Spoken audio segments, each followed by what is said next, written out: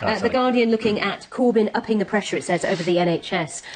What do you make of this headline? It's on quite a few front pages, actually. The NHS. Is the NHS about to be snapped up by the evil entrepreneurs in the United States? I think the answer to that question is almost certainly no. In fact, it's certainly no. I mean, this is a very good line that Corbyn has been running very successfully during the course of this campaign.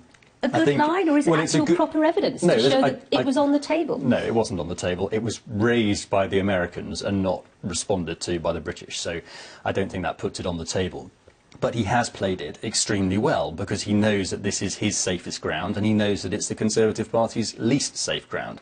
And he has kept it on the agenda throughout the campaign. And it's changed the headlines about him because the headlines prior to this NHS revelation that, you know, that this is the way Labour has presented it, was all about anti-Semitism within the Labour Party. So he's had a lot of problems in other parts of the campaign, and by keeping this front and centre, he's managed to get poll ratings which have slowly been improving. Now, yesterday, Donald Trump said, look, we don't want the NHS, even if it's on a silver platter, and yet, despite that, Corbyn has succeeded, albeit in The Guardian, but he has succeeded in saying, I'm still using this as a line. And he's going to come back and he's going to say, look, you know, you just shouldn't believe anything that they ever say on this. They can't be trusted. And that is a line that he knows resonates. And you say, you know, it's The Guardian, but if you look at all these front pages on the desk in front of me, you know, deadly gamble on our health, The Express, Trump, I wouldn't want NHS on a silver platter. I mean, it is dominating the media agenda to a degree. But the other papers have gone with Trump says this isn't a story, whereas The Guardian have said Corbyn will keep the pressure on. Absolutely. And as I say, I think that, you know, this has definitely been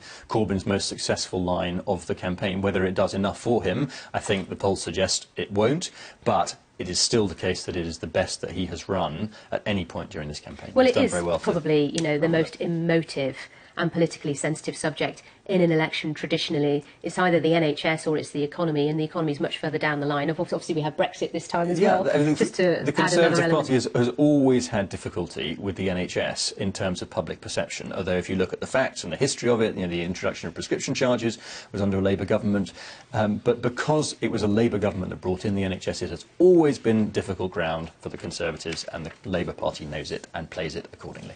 I think the other thing that Labour thinks is cutting through is this idea that there's been this trade negotiation with the Americans, which is giving up some of the NHS. And of course, Donald Trump came out yesterday and said that that wasn't going to be the case, that he didn't think that the NHS was on the table. So I put that to John McDonnell at the press conference, asked him effectively, was the President of the United States lying when he said that the NHS wasn't on the table when it came to trade talks? Here's what he had to say.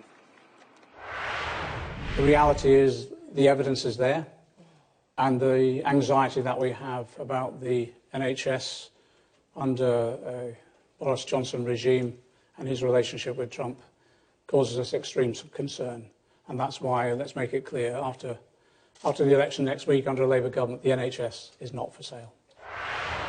The reality is the evidence is there, and the anxiety that we have about the NHS under Boris Johnson regime and his relationship with Trump causes us extreme concern.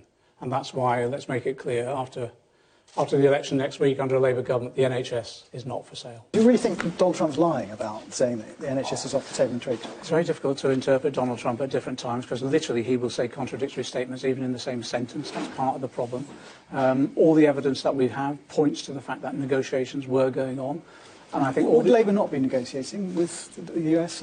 Not in the way this has taken place. And what Jeremy has done is sent Donald Trump a clear view on what we would want excluded from any conversation.